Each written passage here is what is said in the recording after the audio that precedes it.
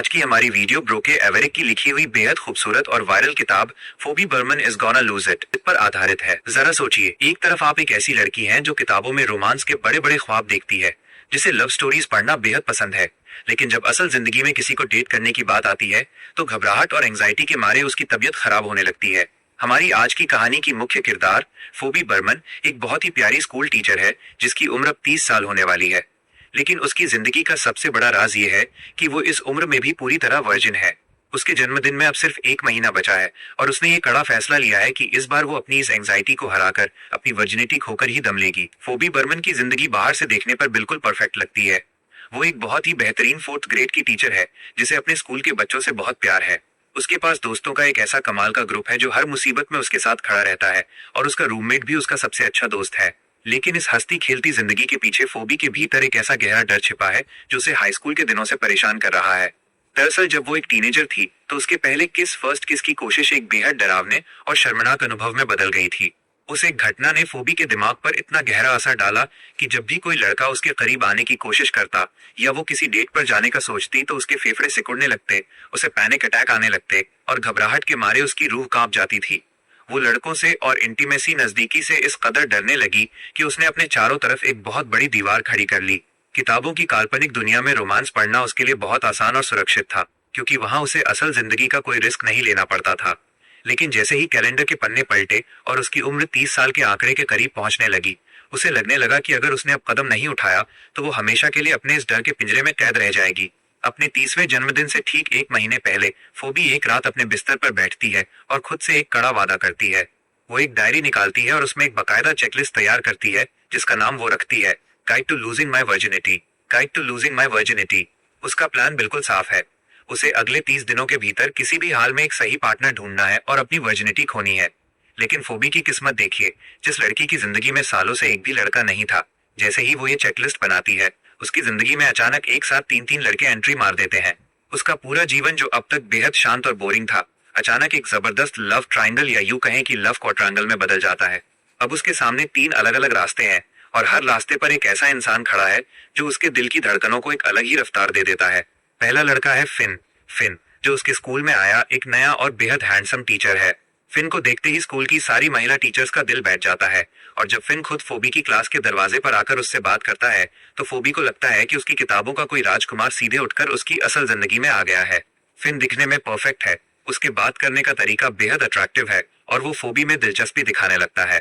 Phoebe को लगता है कि उसकी चेकलिस्ट को पूरा करने के लिए फिन से बेहतर और कोई विकल्प हो ही नहीं सकता।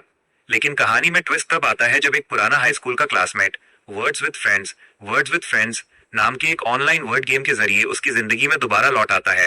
ये दूसरा लड़का है जिसके साथ फोबी ऑनलाइन चैट करते करते अपने दिल के वो सारे राज शेयर करने लगती है जो उसने आज तक किसी को नहीं बताए थे। इंटरनेट के उस पार बैठा ये लड़का फोबी की एंजाइटी को बहुत गहराई से समझता है और उसे बिना जज किए उसकी हर बात को सुनता है। लेकिन इन सबके बीच फोबी के घर में ही एक तीसरा इंसान मौजूद है जिसे वो चाहकर भी अपनी नजरों से दूर नहीं कर पाती। वो है उसका रूममेट। उनका रिश्ता एक बेहद गहरे और सच्चे दोस्तों वाला रिश्ता है। वो फोबी के हर पैनिक अटैक को संभालना जानता है। उसे पता है कि जब फोबी का दम घुटने लगता है तो उसे कैसे शांत करना है। वो फोबी की इस अजीबोगरीब चेकलिस्ट के बारे में सब कुछ जानता है और उसका मजाक उड़ाने के बजाय हर कदम पर उसका हौसला बढ़ाता है। जब फोबी दूसरे लड़कों के साथ डेट पर जाने के लिए तैयार हो रही होती है तो उसका रूममेट ही उसकी मदद करता है। लेकिन फोबी को इस बात का एहसास ही नहीं है कि जिसे वो सिर्फ अपना सबसे अच्छा दोस्त समझ रही है। उसकी आंखों में फोबी के लिए एक ऐसा गहरा और अनकंडीशनल बिना शर्त प्यार छिपा है जो दुनिया के किसी भी नए लड़के में मिलना नामुमकिन है। फोबी अब एक ऐसे चौराहे पर खड़ी है जहां एक तरफ उसका क्रश है, दूसरी तरफ उसका ऑनलाइन हमराज है और तीसरी तरफ उसका वो रूममेट है जो उसका सबसे सुरक्षित ठिकाना है। यह भाग 1 समाप्त हुआ। जैसे जैसे दिन बीतते हैं फोबी की ये गुप्त चेकलिस्ट उसकी जिंदगी में एक अजीब सा पागलपन और कॉमेडी लेकर आने लगती है। अब उसका हर एक दिन इसी कशमकश में बीतता है कि वो अपने इस मिशन को कैसे पूरा करे। वो पहली बार फिन के साथ एक ऑफिशियल डेट पर जाने का फैसला करती है। फिन उसे एक बहुत ही आलीशान और महंगे रेस्टोरेंट में डिनर पर ले जाता है। फोबी ने खुद को सुंदर दिखाने के लिए अपनी पसंद से बिल्कुल अलग कपड़े पहने हैं, जिसमें वो खुद को बहुत असहज महसूस कर रही है। पूरे डिनर के दौरान फिन सिर्फ अपनी तारीफें करता रहता है, अपनी फिटनेस, अपनी गाड़ियों और अपने करियर की बातें। फोबी उसकी हाँ में हाँ मिलाती रहती है, लेकिन अंदर ही अंदर उसका दम घुट रहा होता है। उसे महसूस होता है कि फिन बाहर से जितना परफेक्ट और हैंडसम दिखता है, अंदर से वो उतना ही खोखला और मतलबी है। जब फिन डिनर के बाद उसे चूमने के लिए आगे बढ़ता है तो फोबी का वही पुराना डर, वही भयानक एंग्जाइटी दोबारा लौट आती है। उसका दिल इतनी तेजी से धड़कने लगता है कि वो फिन को बीच में ही छोड़कर बिना कुछ कहे रेस्टोरेंट से बाहर भाग जाती है। घर लौटकर वह पूरी तरह टूट चुकी होती है। वो अपने बिस्तर पर बैठकर रोने लगती है कि वो कितनी बेवकूफ है जो 30 साल की उम्र में भी एक किस्त तक नहीं संभाल सकती। तभी उसका रूममेट उसके कमरे में दाखिल होता है। वो बिना कोई सवाल किए फोबी के पास बैठता है, उसके हाथ को थामता है और उसे तब तक गहरी सांसें लेने के लिए कहता है जब तक कि उसकी धड़कनें शांत नहीं हो जाती। वो फोबी के लिए उसकी पसंदीदा हॉट चॉकलेट बनाता है और उसका मूड ठीक करने के लिए घटिया मजाक करने लगता है। उस रात फोबी को समझ आता है कि जिसके सामने हम अपनी कमजोरियों को खुलकर रख सकें, वही इंसान असल में हमारा सबसे करीब होता है।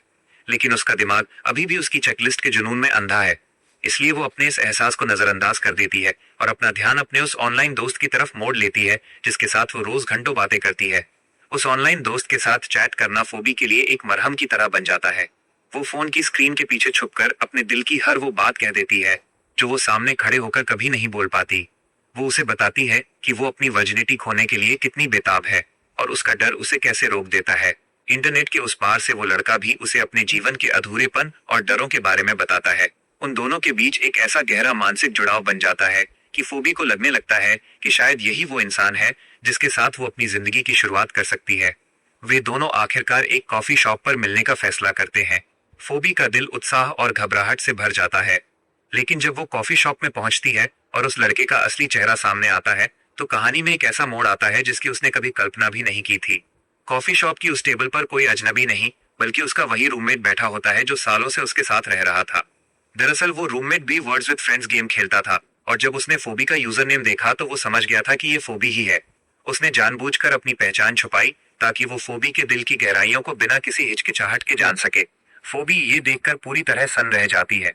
उसे एक तरफ बहुत गुस्सा आता है कि उसके सबसे अच्छे दोस्त ने उसके साथ इतना बड़ा धोखा किया, उसकी भावनाओं के साथ खेला, लेकिन दूसरी तरफ उसे ये भी एहसास होता है कि उसका रूममेट उसके बारे में जो कुछ भी जानता था उसके बावजूद वो उससे इतनी शिद्दत से प्यार करता था।